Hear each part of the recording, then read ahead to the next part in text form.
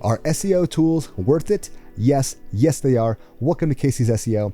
So if you are trying to do SEO, I highly recommend that you guys use SEO tools. Now they may cost a little bit, but they will save you hours of time and you will get better information than manually searching for your keywords, your backlinks, and what errors that you have on your site. With SEO software, you can run a website audit very quickly. You can find out what errors you have on your site, what areas need improvement, what keywords you're ranking for, how many backlinks that you have, what type of content that you have, and how you rank against competitors. There are just so many different aspects SEO tools can help with your website that you really need it to be proficient and to try to get ahead of your competition. Now, if you can't afford SEO software, that's one thing. You can get by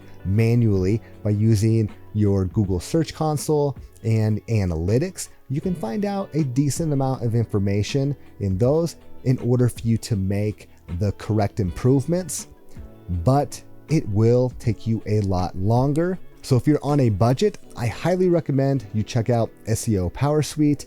They have 4 different components that will help you with your SEO.